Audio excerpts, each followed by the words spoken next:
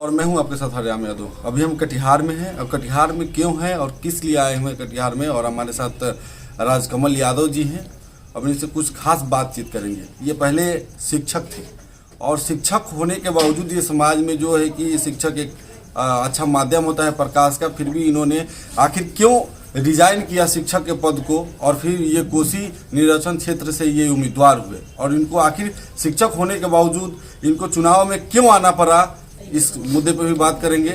और आखिर इनको क्या लगता है कि बाकी अन्य जो प्रत्याशी हैं इतने दिनों से जो चुनाव में थे वो चीज़ नहीं कर पा रहे हैं जो ये बेहतर कर पाएंगे। सबसे पहले तो स्वागत है सर आपका मेरे चैनल में। बहुत बहुत धन्यवाद सर। मेरा पहले ये प्रश्न है आपसे कि आप पहले बताएं कि सर आपके जो ये कोसी निर्वाचन क्षेत्र है इसमें सर कितने जिले आते हैं? कोसी शिक्षक निर्वाचन क्षेत्र में 14 जिले आते हैं, जिसमें 4 प्रमंडल हैं। पहला पूर्णिया प्रमंडल के 4 जिले पूर्णिया, कटिहार, अररिया, किशनगंज। भागलपुर प्रमंडल के 2 जिले भागलपुर, बांका। मुंगेर प्रमंडल के 5 जिले मुंगेर, खगड़िया, शेखपुरा, लखीसराय, जमुई। और सहरसा, कोसी के जो हैं सहरसा, मधेपुरा और सुपौल, ये कुल 14 जिले इन 4 प्रमंडल से आते हैं। सिर्फ मुंगेर प्रमंडल के एक बेगूसराय जिला को छोड़ के, यानी 4 प्रमंडल के कुल 14 जिले कोसी शिक्षक निर्वाचन क्षेत्र में आते हैं। सर आप पहले शिक्षक थे और शिक्षक होने के बावजूद आप एक समाज में सोशल करता भी रहे, सोशल एक्टिविस्ट के रूप में भी काम किया, फिर आपको शिक्षक से रिजाइन दे करके उम्मीदवार क्यों बनना पड़ा? क्या बाकी सभी उम्मीदवारों के जैसा भी आप बनना चाहते हैं? क्या इससे आपकी जो है कि पूर्ति नहीं हो रही थी? ये जो प्रश्न है कि मैं पहले शिक्षक था, मैं शिक्षक हूँ और शिक्षक ही रहूँगा। मैंने जो रिजाइन दिया है वो सरकारी सेवा से दिया हूँ, जो नियोजित शिक्षक के पद से दिया हूँ, क्योंकि ये जो मेरी जो रिजाइन की जो भूमिका है वो बुद्ध से रिलेटेड है, वो फूले से रिलेटेड है, वो डॉक्टर भीमराव अंबेडकर से रिलेटेड है, वो कबीर से रिलेटेड है, गुरु नानक गोविंद से रिलेटेड है, सावित्रीबाई फूले से रिलेटेड है। क्योंकि इन लोगों ने समाज के समस्याओं के समाधान के लिए अपना बहुत चीज़ों को त्याग किया है। तो मैं जिन पुरखों का वंशज हूँ, मैं उसी विचार को लेके आगे बढ़ा हूँ। और आप देखेंगे कि ये जो 16 साल में है, ये 16 साल का ये शब्द है नियोजित शिक्षक की बहाली होना। सरकार वैकेंसी निकालते थे, सरकार रोजगार देती थी, कर्मचारियों की बहाली करती थी, लेकिन अभी 2 दशकों से आप देख रहे हैं कि सरकार और नियमित कर्मचारियों की बहाली कर रही है। तो हम इस देश के शिक्षक हैं और बुद्धिजीवी हैं, और बुद्धिजीवी वो होता है जो समाज को दिशा देता है, समाज के समस्या के में जब रहता है तो उसका मार्गदर्शन करता है। ये डॉक्टर B.R. अम्बेडकर साहब ने अपने वाङ्मय में भी लिखा है। तो अगर हम सिर्फ अपने संसाधनों के बारे में चिंता करते रहेंगे तो दिन प्रतिदिन समाज के जो अधिकार उनका हाथ हो रहा है, और हमारी ये नैतिक जिम्मेवारी बनती है कि हम समाज के अधिकारों के लिए आगे आए। जैसे हमारे इन ज्योतिबा फूले, जगदेव बाबू और सावित्रीबाई फूले ने अपना योगदान दिया है, उनके योगदान को, उनका ऋण है हमारे ऊपर, जो मैं आपके सामने उपस्थित हूँ। मुझे शिक्षा मिला, तो उस ऋण को पूरा करने के लिए और इस देश के भविष्य को उनके अधिकार मिल सके संविधान और राजनीतिक संस्थाओं के माध्यम से, इसलिए मैंने इस्तीफा दे के राजनीति में आया हूँ। और जैसा कि राजकमल सर आप बता रहे हैं कि बाकी सभी जो उम्मीदवार हैं आपके जो निर्वाचन क्षेत्र से, उनसे आप कैसे भिन्न हैं, उनसे आप कैसे अलग करना चाहते हैं? सारे लोग वादा करते हैं समाज के विकास के लिए, सारे लोग जन कल्याण की ही बात करते हैं, सेम आप वही थॉट बता रहे हैं, आप उन लोगों से क्या डिफरेंट कर रहे हैं? सबसे पहले मैंने आपको कहा कि मैं 16 साल से सरकार के नीतियों से प्रताड़ित हूँ। मैं इस व्यवस्था से खुद प्रताड़ित हूँ, इसलिए मेरा जो लड़ाई है वो मेरे समाज और मेरी खुद की लड़ाई है। मैं इस 16 साल की प्रताड़ना को महसूस किया हूँ और मैं अपने समाज से जुड़ा हुआ हूँ, इसलिए मैं उन उम्मीदवारों से भिन्न हूँ, क्योंकि मैं अपने पदों का त्याग करके आ रहा हूँ। मैं लड़ने के लिए आ रहा हूँ। मेरी 40,000 से ऊपर की सैलरी है। मैं 6,000 से लेके 40,000 तक की सैलरी में 16 साल का काम किया और 40,000 से ऊपर का वेतन को मैं त्याग करके मेरी 20 वर्षों की सेवा है।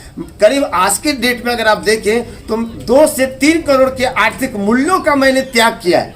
इसलिए मैं उन सभी उम्मीदवारों से अलग हूँ और मैं इसलिए और जो मेरी सबसे बड़ी बात यह है कि जो मेरे मतदाता है 90% मतदाता का जो पीड़ा है वो पीड़ा मेरी भी है।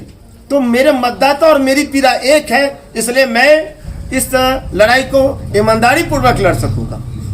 आपका मुख्य क्या एजेंडा है कि आप कौन कौन से मतलब की समस्याओं पर काम करेंगे? आप बनते हैं, उम्मीदवार हैं, आप जीत के आते हैं, तो आपका सबसे पहले कार्य क्या होगा? कौन से कार्यों को पहले करना चाहेंगे? मैं आपके चैनल के माध्यम से बता रहा हूँ कि मैंने अपने शब्दों में डॉक्टर B.R. अम्बेडकर बुद्ध का नाम लिया, तो मैं अपने संवैधानिक जो अधिकार हैं, संवैधानिक जो हमारे कर्मचारियों के जो अधिकार हैं, मैं वही बात रहा था। जो हमारे विद्यालय संस्थान सरकारी हैं, तो वहाँ के जो कर्मचारी हैं वो भी सरकारी हों, उनको राज्यकर्मी का दर्जा मिलना चाहिए। जो अनुदानित विद्यालय है, उन अनुदानित विद्यालय को राजकीय दर्जा देके उनके कर्मियों को राजकर्मी का दर्जा दिलाना, पुरानी पेंशन योजना जो OPS है उसकी पुनर्स्थापना करना, अनुदानित जो विद्यालय हैं उनको उनके सभी कर्मियों को जो उनकी सुविधा है उनको दिलाना, वेतन जो विसंगतियाँ हैं, वेतन विसंगतियों के जो प्रक्रिया है उनका सरलीकरण करना, इन स्थानांतरण के मुद्दे, इन तमाम मुद्दे और इसके साथ जो शिक्षा का राष्ट्रीयकरण का जो मुद्दा है, जैसे बिहार में जातिगत गणना का मुद्दा है जो राज्य का मुद्दा नहीं है, मैं शिक्षा के राष्ट्रीयकरण का मुद्दा को अपने सदन के माध्यम से राष्ट्रीय स्तर के मुद्दा को बना के, क्योंकि भारत के प्रत्येक नागरिकों को जब अच्छी शिक्षा मिलेगी तभी मानव संसाधन तैयार होंगे।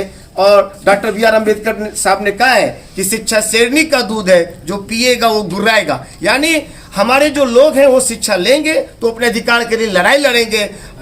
मैं भी उसी शिक्षा के कारण अपने अधिकार को लड़ने के लिए 20 वर्षों की सेवा का त्याग करके आपके सामने हूँ। तो मुझे लगता है कि हमारे जो मतदाता शिक्षक बंधु हैं वो हमें अपना प्रथम वरीयता का मत दे के हमें सदन भेजेंगे और उनके मतों का के माध्यम से जो मुझे अधिकार मिलेगा, मैं उस लड़ाई को सदन में पुरजोर तरीके से उठाऊंगा और संवैधानिक तरीके से अपनी बात को रखूंगा। बहुत बहुत शुक्रिया।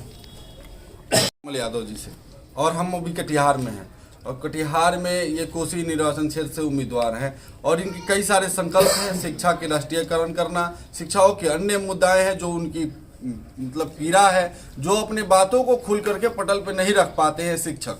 इसीलिए शिक्षकों का एक उम्मीदवार होता है कि उनकी बातें, जो पीड़ा है, जो चीज़ें वो खुल करके रोड पे आकर के धरना प्रदर्शन करके एक सरकारी शिक्षक या सरकारी एम्प्लॉय नहीं रख सकता है। उनकी मुद्दाओं पे बात करने के लिए राजकमल यादव जी इस क्षेत्र से उम्मीदवार हुए हैं। तो अगर आप सभी को लगता है कि राजकमल यादव जी आप सभी लोगों का कल्याण कर सकते हैं या आपके जन की बात कर सकते हैं, आपके लिए लड़ सकते हैं, क्योंकि इन्होंने बताया, हम ये जानते भी हैं कि इन्होंने अपनी 20 वर्ष की जो कार्य था इनका शिक्षा का, जो अभी पठन करा सकते थे और आगे चल करके इनका बहुत सारा काम हो सकता था, लेकिन इन्होंने अपना वो त्याग किया उस जन समाज के लिए, कल्याण के लिए। तो अगर आप सभी को लगता है कि आपके लिए राजकमल यादव जी ढाल बनकर खड़ा हो सकते हैं, आपकी बातों को कह सकते हैं, आपकी बातों को कहीं रख सकते हैं, तो आप इन राजकमल यादव जी को सपोर्ट करें, वोट करें और इनका सहयोग करें। फिर मिलेंगे अगले वीडियो में, तब तक के लिए नमस्कार।